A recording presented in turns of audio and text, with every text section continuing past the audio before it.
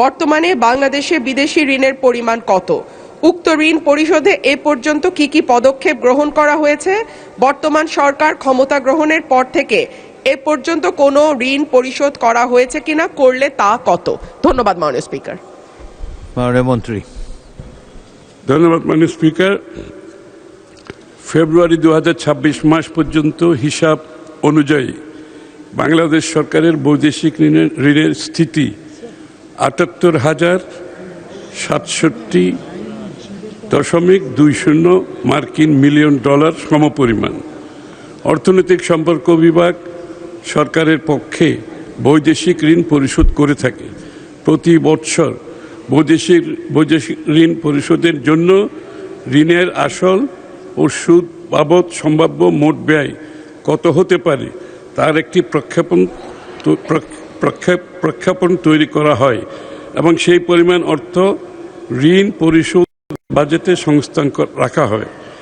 Budget বরাদ্দ ব্যবহার করেই সারা বছর পরিশোধ সূচি অনুসরণ করে ঋণ পরিশোধ করা হচ্ছে। বর্তমান সরকার ক্ষমতা গ্রহণের পর থেকে এই পর্যন্ত মোট 90.66 মিলিয়ন মার্কিন ডলারের সমপরিমাণ ঋণ পরিশোধ করা হয়েছে। আপনাকে ধন্যবাদ মাননীয় স্পিকার। মাননীয় সদস্য রুমিন ফারহানা একটি সম্পূরক প্রশ্ন করতে পারেন। মাননীয় স্পিকার, আপনাকে ধন্যবাদ। মাননীয় স্পিকার, নতুন সরকার ক্ষমতা গ্রহণের পর থেকে ব্যাংক থেকে ঋণ নেয়ার পরিমাণ ক্রমাগতই বাড়ছে। সরকারের দ্রুত ঋণ বৃদ্ধির কারণে ইতিমধ্যে চলতি অর্থবছরে বাজেটে নির্ধারিত লক্ষ্যমাত্রা ছাড়িয়ে গেছে। এবার বাজেটে লক্ষ্যমাত্রা ধরা হয় 1,04,000 কোটি টাকা।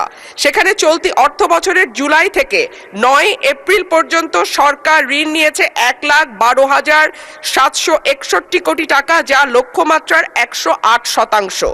এর মধ্যে অন্তর্বর্তী সরকার জুলাই থেকে 16 ফেব্রুয়ারি পর্যন্ত নেয়া ঋণ 68,229 কোটি টাকা। বাংলাদেশ ব্যাংকের প্রতিবেদন থেকে এই তথ্য পাওয়া গেছে। মাননীয় স্পিকার, অন্যদিকে রাজস্ব আদায়ে অর্থ বছরে 8 মাসে লক্ষ্যমাত্রা থেকে পিছিয়ে আছে প্রায় 71,500 কোটি টাকা। মাননীয় স্পিকার, আপনার মাধ্যমে মাননীয় মন্ত্রী মহোদয়ের কাছে আমার প্রশ্ন, আমরা রাজস্ব বাড়ানোর ক্ষেত্রে এবার নতুন কোনো পরিকল্পনা নিচ্ছি কিনা, করের আওতা বাড়ানো হচ্ছে কিনা এবং হলে সেটি কিভাবে? ধন্যবাদ মাননীয় স্পিকার। মাননীয় মন্ত্রী। ধন্যবাদ মাননীয় স্পিকার।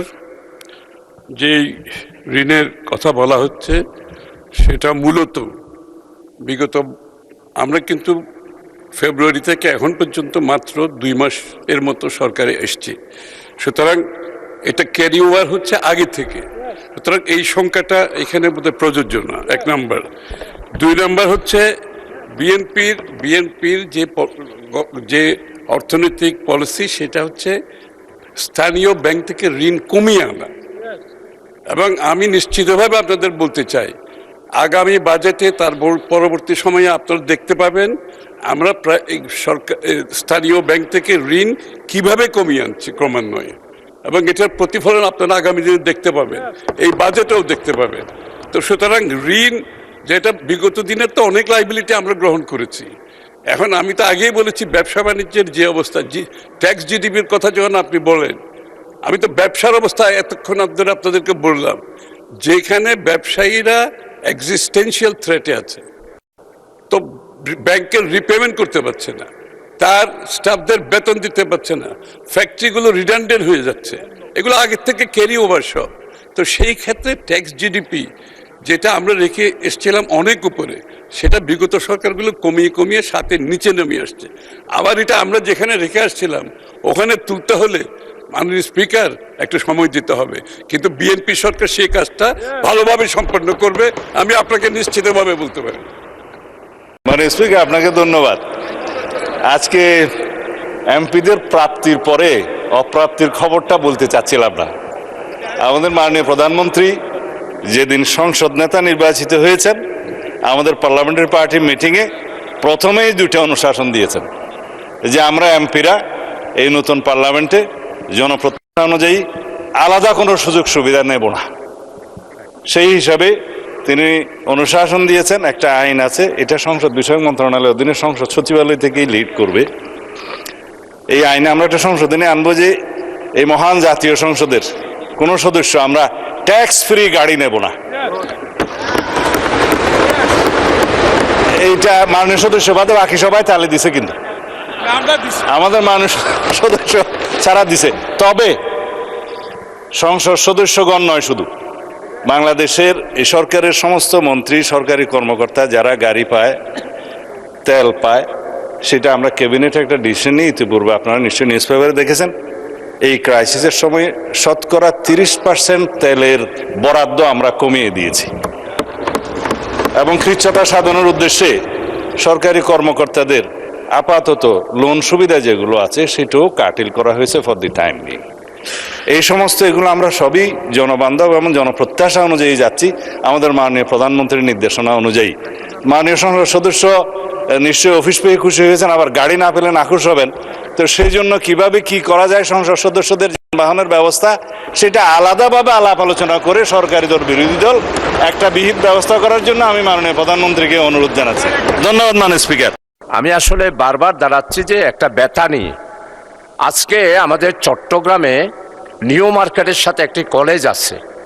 ওই কলেজে, যেই নিউ মার্কেটে 36শে জুলাই 29শে জুলাই একটা মহাসমাবেশে বৈষম্য বিরোধী ছাত্র আন্দোলনে যারা আক্রমণ করেছিল, আজকে তারাই, যাদের নাম লিস্টে আছে, ফেসবুকে ছবিগুলা দেখবেন, যারা নিউ মার্কেটে আক্রমণ করেছে তারাই আজকে সিটি কলেজে একটি ছাত্র সংগঠন, অর্থাৎ সেইখানে সাধারণ ছাত্রদের একটি সমাবেশে ওই সশস্ত্র সন্ত্রাসীরা আক্রমণ করে শুধু একটা পিকচারকে নিয়ে, এবং একজনের পা কর্তন করে ফেলেছে মাননীয় স্পিকার।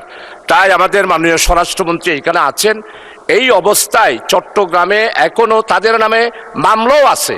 এই সমস্ত ছেলেদের ব্যাপারে এই যে একটি ঘটনা অশান্ত সৃষ্টি করার জন্য, চট্টগ্রামের শান্ত পরিবেশকে অশান্ত করার জন্য সিটি কলেজের নামদারি পার্শ্ববর্তী এলাকার অস্ত্রধারীরা যাদের নামে মামলা আছে, তারা যে সাধারণ ছাত্রদের উপর আক্রমণ করে একটি পা কেটে নিল, এই ব্যাপারে আপনার দৃষ্টি আকর্ষণ করছি।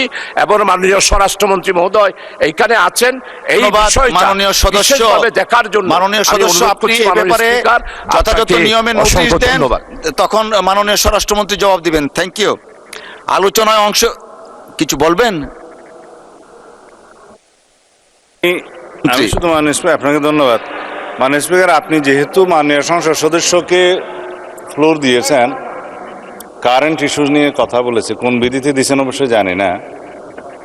তো যেহেতু একটা আমাদের উপরে একটা ব্লেম চাপানোর বিষয় হয়েছে রাজনৈতিক দল হিসেবে, আমার কাছে কারেন্ট নিউজ তো মাননীয় স্পিকার স্বরাষ্ট্রমন্ত্রী হিসাবে আসে বিভিন্ন ইন্টেলিজেন্স রিপোর্ট থেকে। আমি এটুকু জানি চট্টগ্রামে একটা আজকে এরকম ঘটনা হয়েছে, ইন বিটুইন ছাত্র শিবির এবং ছাত্রদল, এইভাবে একটা নিউজ বেরিয়েছে।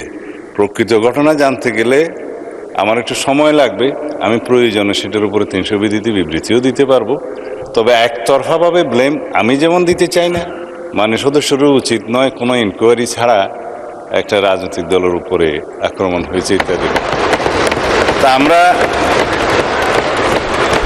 আমি মনে করি উনি নোটিশ দিলেও আমি বলবো যে আমাকে সময় দিতে হবে, আমি 300 বিধিতে বিবৃতি দেব। আর আমি অনুরোধ করব কোনো তদন্ত ছাড়া অতীতের কালচার মতো এক পক্ষ আরেক পক্ষকে দোষারোপ না করি। আমরা যদি এরকম কোনো ঘটনা হয় সেটা অবশ্যই থানায় মামলা দায়ের করতে হবে, যথাযথ তদন্ত হবে এবং সুষ্ঠুভাবে সেটা তদন্ত প্রক্রিয়া চলবে। তো ইনকোয়ারির আগেই যদি আমরা পরস্পরকে দোষারোপ করি, এই কালচার থেকে আমরা বেরিয়ে যাই। ধন্যবাদ স্পিকার।